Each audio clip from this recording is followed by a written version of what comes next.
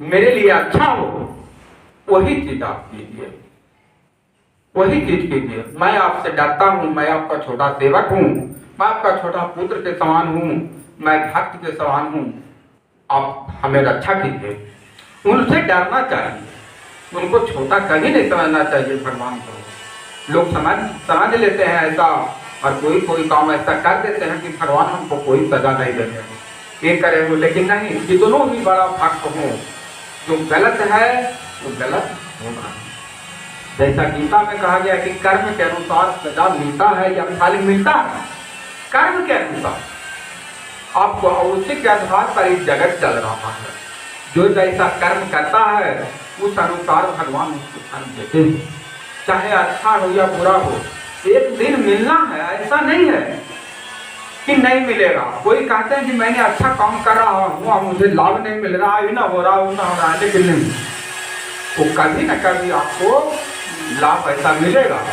भगवान तुलसीदास जी भी लिख दिए थे कि भव्य सज रघुनाथ जसा सुनय जे नर अरु नारी, और तिनकर सकल मनोरथ सिद्ध करई त्रिपुरारी। भगवान भोलेनाथ जरूर सिद्ध करेंगे। काम अच्छा होना चाहिए, आपको जरूर फल मिलेगा। अगर कोई बुरा काम कर दिए हैं तो भी चाहेंगे कि ना मैं इससे बच निकलूंगा, लेकिन लाख प्रयास कीजिए, उससे बचा नहीं जा सकता। एक दिन नहीं, एक दिन कर्म के आधार पर सजा मिलता ही। इसीलिए बुरा काम से भी हमेशा बचना चाहिए। और प्रभु श्री राम से, जो जगत पिता हैं, परम परमात्मा के अवतार हैं, उनको हमेशा ध्यान लगाए रहिएगा और उन्हीं को ध्यान में रहिएगा। जे भी बेड़ा वही पार करेंगे। वही जो राम रचि राखा होकर तर्क बढ़ाए शाखा। भगवान भोलेनाथ वही कह दिए हैं कि जो राम की गति होगा, जो राम की इच्छा होगा, अपना कर्म करते रहना है। कर्म सब कोई करते हैं, भगवान भोलेनाथ विराट दिन भगवान को ध्यान लगाए हुए रहते हैं। वही कर्म, भूखे प्यासे, चलिए भाई मैं कमाता ही नहीं तो खाऊंगा क्या, चलिए भूखे प्यासे भगवान का ध्यान लगाए रहता है।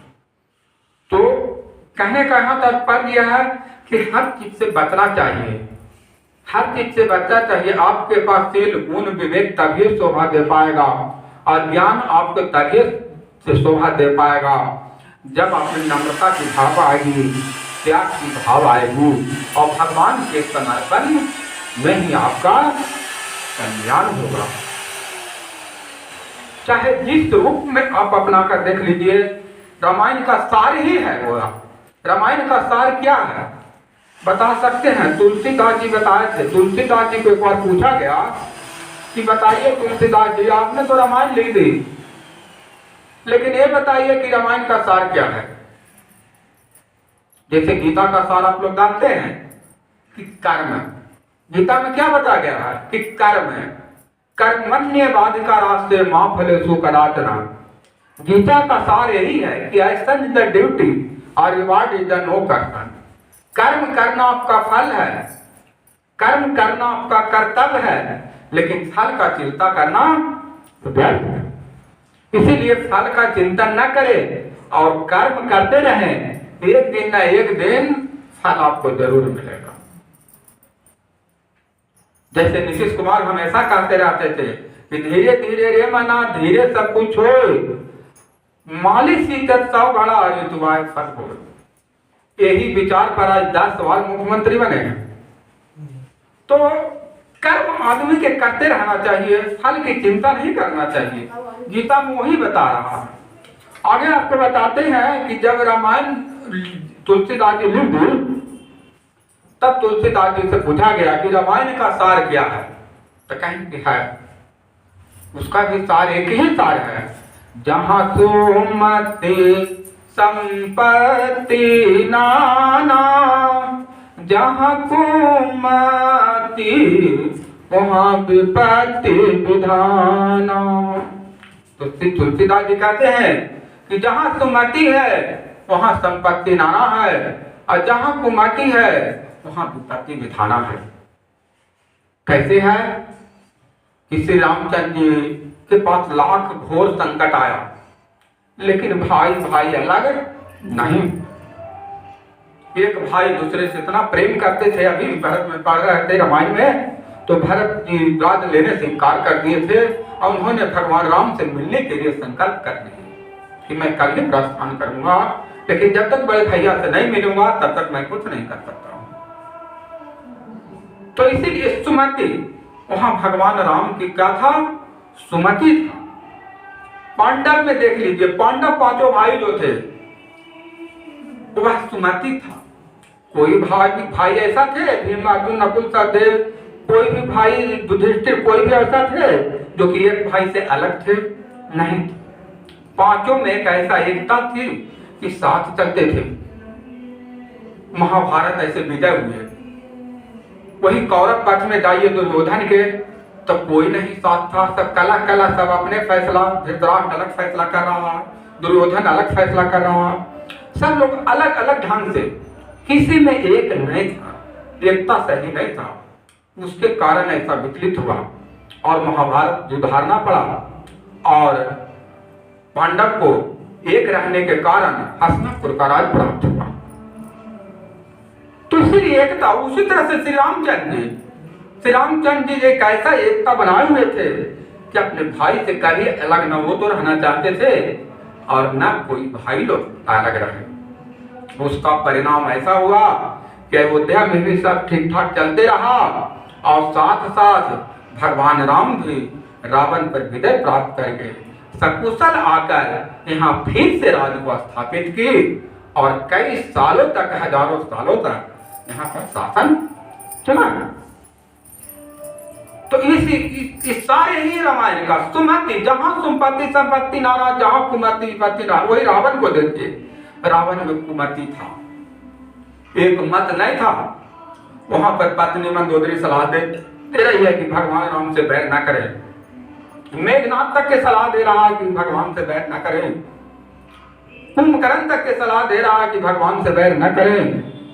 जितना भी राक्षस कुल के हैं सभी लोग सलाह दे कि रावण तो हठ बनाए बैठा है कि नहीं, मैं तो युद्ध ही करूंगा और युद्ध में विजय हो जाऊंगा, क्योंकि तीनों लोग मैंने जीत लिया है। तो इस तरह वहां पर अस्तुमति में फैला हुआ था। तो एक रावण के बारे में क्या कहा गया कि 1 लाख पुत्र और 1.25 लाख नाती और ता रावण घर दिया न बाती। रावण के 1 लाख पुत्र और 1.25 लाख नाती था, लेकिन उसको घर में एक दिया जलाने वाला पुरुष नहीं। यहां तक कि अपने भाई से भी उन्होंने, रावण ने लात मार करके विभीषण को भगा दिया था। तो कहां एकता? विभीषण क्या गलती किए थे? कोई गलती नहीं। वो भगवान राम की महिमा को समझा रहे थे कि भगवान राम ऐसा है, अगर उनसे बैर कीजिए तो उसका परिणाम राक्षस कुल का नाश हो जाएगा। लेकिन उन्होंने नहीं समझा। एक दूसरा के समझना, सबसे बड़ी चीज है एक दूसरा के समझना। ये चीज को नहीं समझा और विभीषण को लात मार करके भगा दिया कि हमारे रात से निकल गया। इसका परिणाम देखिए कि भाई भाई में एकता नहीं रहने के कारण अंत में जब मरा तब भगवान राम कहीं लक्ष्मण को कि लक्ष्मण जरा सदा के ज्ञान प्राप्त करो। ज्ञानी है तो घमंडी, लेकिन ज्ञानी है, लेकिन मरते समय झूठ नहीं बोलेगा। वो जो पूछा है सही बोलेगा। वो भी बात वही बोला कि लक्ष्मण अगर तुम्हारे जैसा भाई मेरा भी होता तो मेरा भी सर्वनाश नहीं होता। जिस तरह से कि राम को तुम भाई मिले हो और राम को विजय हुआ, उसी तरह से मेरा भी हो सकता था। लेकिन सबसे बड़ी है सुमति। भाई भाई में सुमति, यही चीज घर परिवार को लेकर चलिए। हर एक घर में ऐसा देखा जाता है कि जहां सुमति नहीं है वहां पर तो कुमति होगा ही, और जो कुमति होगा तो विपत्ति विधाना विधि का विधान है। विधि का विधान क्या है कि जहां कुमति होगा वहां विधाता उल्टा चली जाएगी, और जहां सुमति आएगी वहां विधाता आगे की ओर बढ़ जाएगी। चाहे कोई भी हो। आप हमारे संत महात्मा, आपको नमन, हमारे नजदीक आए हुए देखिए, हम आपसे सुमति, आप तो प्रेम कर पाएंगे, प्रेम करते हैं तो आप लोग आते हैं, लाख कुछ हो जाए, लेकिन हमारे लिए सभी पूजनीय है। सब आते हैं, आपसे प्रेम करेंगे तभी आप पाएगा। जहां कुमति होगा वहां पर विपत्ति विधाना हो जाएगा। कोई ऐसा है जिनको कि सिर्फ लहसुन प्याज खाने के लिए मना गया और उन्होंने अपने आप को अलग कर लिया भगवान से। तो ये क्या है? इस विधि का विधाता का विधान है। अगर ये उल्टा दिमाग रखने चलेगा कि साधु महात्मा लोग अगर बोल दिए भैया भाई की पूजा के लहसुन प्याज न खाओ, उसके चलते हम भगवान के नजदीक नहीं आएंगे, तो उसका परिणाम क्या है?